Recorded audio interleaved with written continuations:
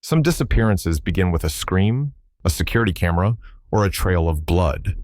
But Stefanie Damron's, it began with silence. No alarms. No slamming doors. No one yelling, "She's gone." Just a quiet afternoon in rural Maine, sunlight stretched across the rooftops, and birds chirping in the woods behind the house. Stefanie was 14. Upset after an argument with her older sister, she walked out the door and into the trees. Her family assumed she'd cool off and be back by dinner. But night came. Then morning. Still no Stefanie. Her phone was still on the table, the door slightly ajar, and her room eerily quiet, like even time itself was waiting for her to return. Maine is known for its deep woods, but Stefanie was local. She knew the land. She knew the seasons. She knew where not to go. So why couldn't anyone, local police, search dogs, even the FBI, find her? Some disappearances happen in the blink of an eye, but this one was different. It slowly faded from the view of an entire community. In the mornings, when sunlight poured through the kitchen window and dry leaves rustled in the woods behind the house, Stefanie Damron would often sit at the table, holding a warm glass of milk in both hands, and tell her father she could hear the forest. Whispering. Stefanie wasn't like most 14-year-old girls. She was quiet, observant, and her deep blue eyes always seemed to be searching for something just beyond the window pane. The adults said she lived in a world of her own, a place where trees could talk and the late afternoon light might lead you to a secret path. But to her family, she was the sweet youngest daughter, the little sister they adored, an irreplaceable part of their modest home in rural Maine. Her father, Ronald, worked trail maintenance for the state parks, a quiet, disciplined man hardened by years in the woods. Her mother had passed away when Stefanie was only 6, leaving behind a silence that never quite left the house. The person closest to Stefanie was her older sister, Stefanie, 3 years her senior. They shared a bedroom, shared clothes, and shared secrets only sisters could understand. Like most siblings, they loved each other deeply, but they also fought. Stefanie loved to draw, mostly pictures of forests and little houses swallowed by vines. She once said she wanted to design a video game where players had to solve puzzles in forests that keep secrets. At school, classmates described her as kind, but quiet. She didn't have many close friends, but her teachers remembered her for her writing. Strange, eerie short stories that read like adult horror fiction, written in the voice of a child. The family didn't have much, but they got by. Life moved in familiar rhythms. The morning school bus, simple dinners, and foggy sunrises as the two sisters stepped out the door together. On September 23rd, 2024, Stefanie stayed home with a mild cold. Her dad left early for work. Only the two sisters were in the house. By late afternoon, around 5 p.m., a fight broke out over the laptop or who'd hogged the room longer. Nobody quite remembers. Stefanie got upset, stood up, slipped on her shoes, and walked out the back door. She didn't say another word. She didn't bring her phone. No backpack. No jacket. The air was already turning crisp that day. And perhaps the strangest thing, no one can recall whether she shut the door behind her or if it quietly stayed open. A neighbor saw Stefanie crossing the backyard, heading toward the woods she knew so well. Nobody thought twice. She always wandered there. She always came back. But that evening, the kitchen lights stayed on long after dark. Dinner went cold, and the back door remained slightly ajar. When Ronald Damron got home that evening around 7:30, he immediately sensed something was off. The house was dark, no TV, no dinner smells. Stefanie was supposed to make dinner, but the kitchen was cold, the table untouched, and the sister's bedroom was unusually still. He called out her name, walked through the house. Her sister explained that Stefanie had stormed off after a fight. Probably just needed some air, she said, but her voice wavered. By 9 p.m., with darkness blanketing the forest and the temperature beginning to drop, Ronald began to feel something deeper than worry. He got in his truck and drove the trails behind their property, headlights sweeping across the trees, calling her name into the hush of the woods. No answer, no sign, just the wind, and the brittle rustle of leaves turning toward fall. By midnight, he was back home, dialing 911. Local police responded that night. An informal search began immediately. Flashlights, loudspeakers.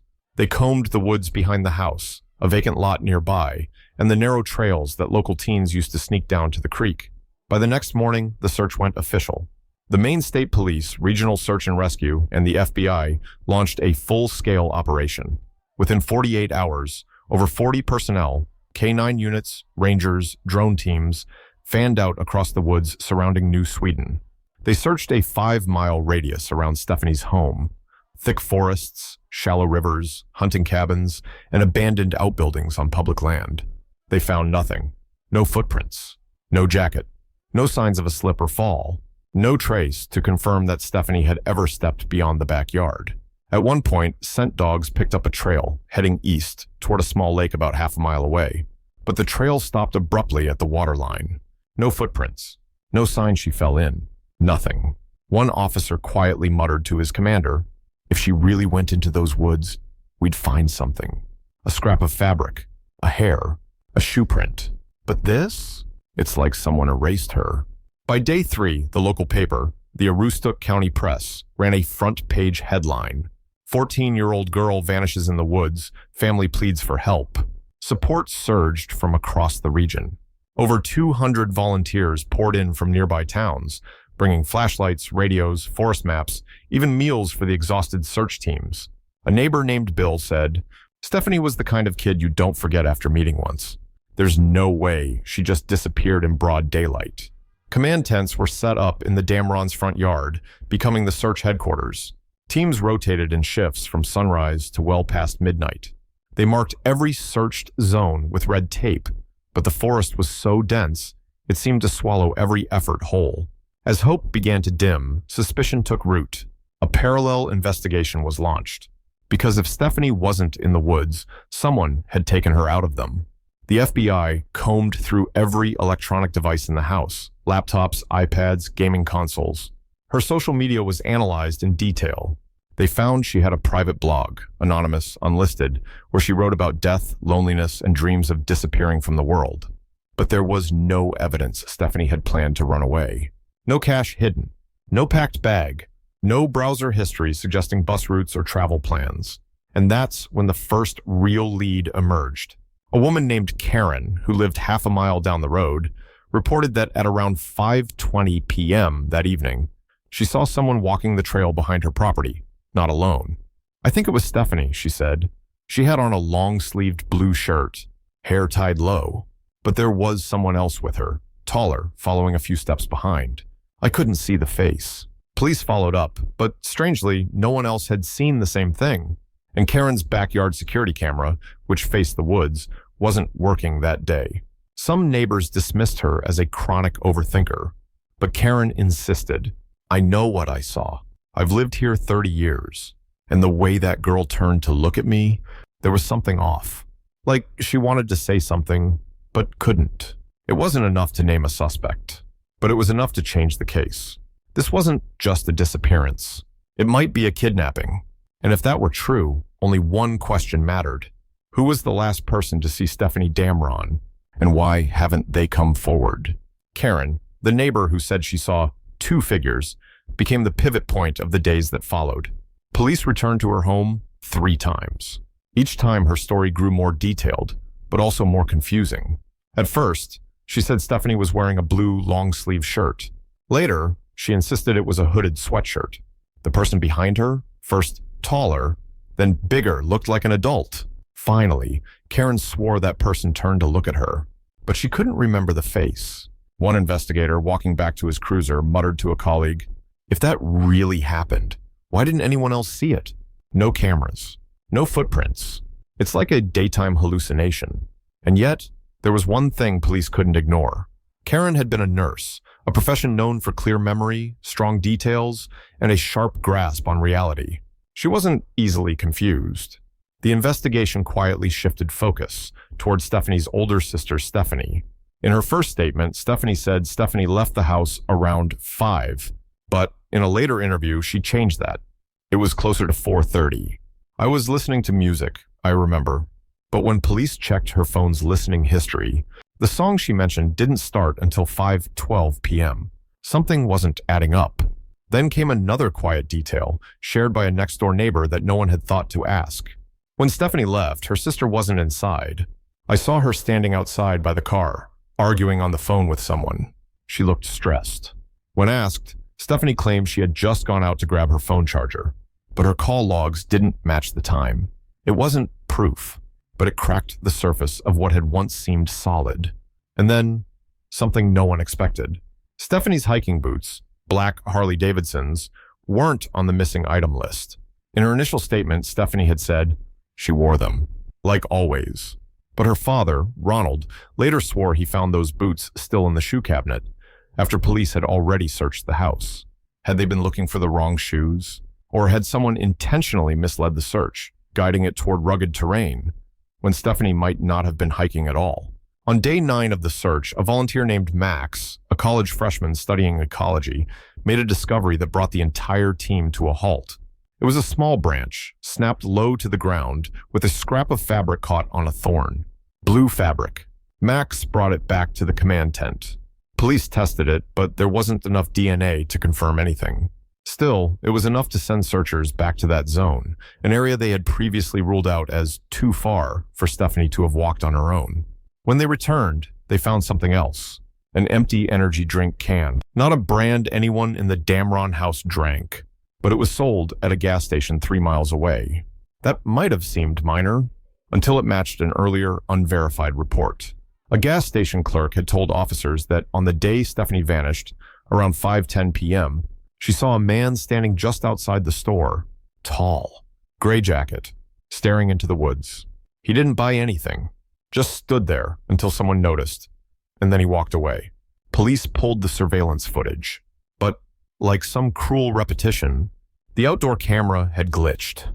There had been a brief power outage 3 minutes before Stefanie supposedly left her house.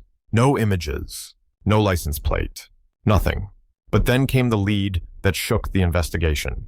While combing through cell tower data, tech analysts flagged a single anonymous device. No registered user, no identifiable number. That phone pinged near Stefanie's home at exactly 5:16 p.m., then shut off completely. Its last known location? Near an old hunting blind 1.2 miles northeast of the Damron home. The blind had been abandoned for over a decade, but a narrow path still led to it. The next day, a search team hiked out to the site. Inside, only rotting wood, the smell of mold, and on the wall, a sentence written in charcoal. I tried to run, but the woods don't let go. No one could say when it had been written. No one could prove it was connected to Stefanie, but it hung in the air like a knife. And that was when the search leader, a man who'd worked over 30 missing person cases, spoke to the press. I can't say with certainty this was a kidnapping, he said, but I can say this for sure. This was not a typical missing persons case. Nearly 3 weeks after Stefanie disappeared, the media coverage began to fade. Search teams were quietly scaled back, but one detail, almost overlooked, suddenly resurfaced. And with it, a name no one had mentioned before. An FBI investigator, while reviewing traffic cameras 3 miles from the Damron house, spotted a silver pickup truck driving down a Forest Service road at exactly 5:43 p.m. on the day Stefanie vanished. The license plate was blurry, but with enhanced resolution, they identified the vehicle's owner. Thomas Rayburn, 32, living in Fort Kent, just a 25-minute drive from the Damron residence. Thomas had never come up in the investigation. No criminal record, no known connection to the Damron family. He lived alone and kept to himself. But when police visited to ask questions, his behavior raised immediate red flags. When asked where he was on the evening of September 23rd, he said, "I was home, working on my truck." When asked who could confirm that, he went silent. Officers requested to inspect the vehicle. Inside, it was spotless. Too spotless, detailed top to bottom, including seat covers and the bed liner. Thomas claimed, "I clean my truck regularly." But to the investigators, it didn't add up. He was a single mechanic living in a dusty house with an overgrown lawn. That truck looked like it belonged on a showroom floor. And then they found something harder to explain. Taped to the wall in a dark corner of the garage was a printed image, faded, but unmistakable. It was one of Stefanie's drawings, posted only to her anonymous blog. A forest. A small figure standing before a gate made of vines. With the caption, "The place between here and gone." Thomas didn't follow Stefanie's blog. The account was anonymous. Only about 12 followers. When asked about the image, Thomas smiled and said, "I found it online." I collect weird stuff. No one could prove he was lying. But the coincidence was chilling. The FBI requested a warrant to search his home, but the judge declined, citing lack of direct evidence. All they could do was watch him from a distance. In a closed-door meeting, the lead investigator said, "I can't say he's our guy, but I can say this. He knows more than he's telling us." Thomas Rayburn, by all accounts, was an ordinary citizen. No priors. Living in his late parents' house. He had once studied forestry in college, but dropped out. Worked odd jobs, mechanic, woodworker, occasionally guiding tourists through the woods. Online, Thomas barely existed. No Facebook, no Instagram, no public photos. That might not mean much to most, but to the FBI, it's often the first sign someone's trying not to be found. And when agents dug into his past, they found something unsettling. In 2016, in a town 80 miles south of Fort Kent, a 12-year-old girl named Mia Parker disappeared during a school camping trip. She was found 3 days later, alive but terrified. She didn't speak for nearly a year. Instead, she drew dozens of pictures, forests, a shadowy figure standing far away, she once wrote, but always knew when I closed my eyes. In one drawing, an image eerily similar to the one Stefanie posted online, it wasn't proof, but it was enough to open a case file, potential behavioral match. So why hadn't Thomas been arrested or interrogated further? Because Mia's case was never classified as a crime. There was no evidence. Mia never named anyone, and years later, she moved away and never returned. But one detail, more chilling than the rest, came from surveillance. While under observation, Thomas was seen leaving his house late one night, around 1 a.m., driving into the woods. No lights, no phone. He was gone for over 3 hours.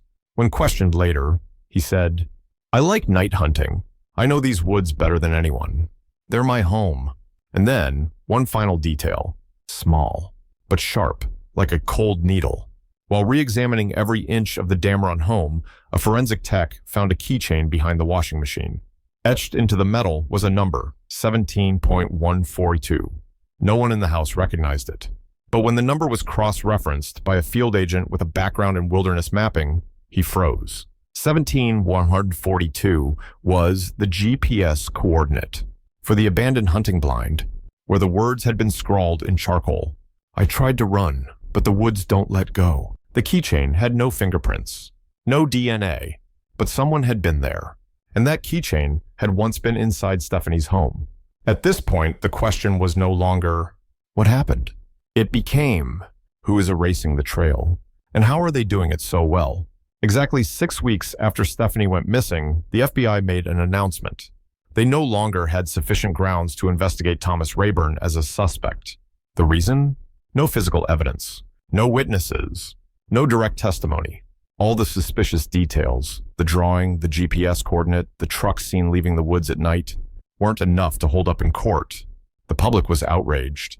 Stefanie's family fell silent, and local police began to shift toward a theory they'd once rejected. Maybe this was just a case of getting lost, and Stefanie didn't make it out of the woods. But just when it seemed like everything was winding down, a forgotten detail came crashing back like a punch to the chest. The Damron house camera. The family had a security camera mounted above the back door, previously believed to be off the day Stefanie vanished due to a low battery. But an FBI tech combing through the storage unit found that the camera had powered on for exactly 37 seconds at 5:18 p.m., then shut off completely. In the grainy footage, barely any sound. A shadowy figure is seen moving past the kitchen window, but it isn't Stefanie. The person is taller, short-haired, wearing a jacket, and in the final frames, headlights flash against the back wall. A vehicle parked just a few dozen feet from the house. No one in the family owned a car like that. No one could identify the person. The video was too unclear to match a face, but the time, 5:18 p.m., matched exactly with the anonymous phone signal pinged near the hunting blind. The theory of just lost in the woods began to collapse. And then someone spoke up. Someone no one expected. Stefanie's older sister, during a private session with the family-assigned psychologist, broke down in tears and said, "I think I saw someone standing at the edge of the yard, but I didn't say anything." Who was it? She wasn't sure. But according to her, he stood there for a long time, just watching, and disappeared when I turned to grab my phone. When asked why she hadn't told anyone sooner, she replied, "Because I was scared. If I said it out loud, he might come back." Stefanie's confession changed everything.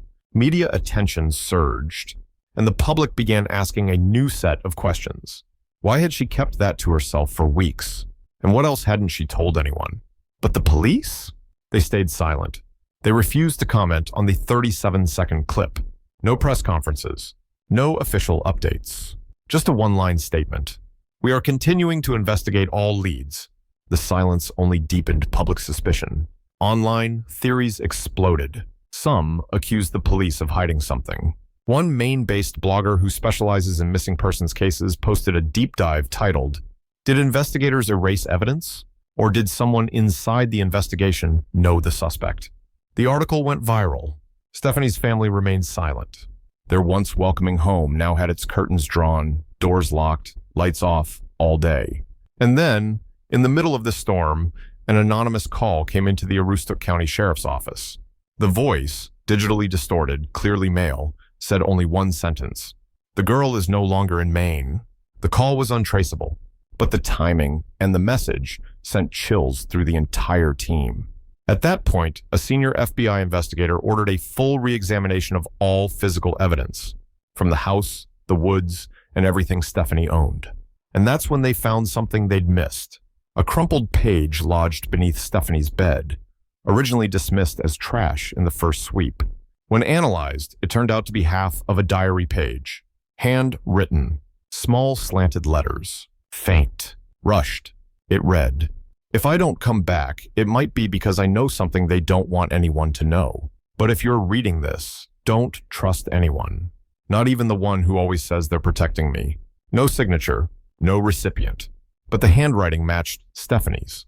Immediately, everything changed. Who was the one who always says they're protecting me? Her sister? Her father? A neighbor? A cop? And what exactly did she know? That someone didn't want getting out? A case that once seemed straightforward, now shattered like a mirror under bright light. No one knew what was real anymore. And worse, no one knew who was still telling the truth. It's been nearly a year since Stefanie Damron vanished.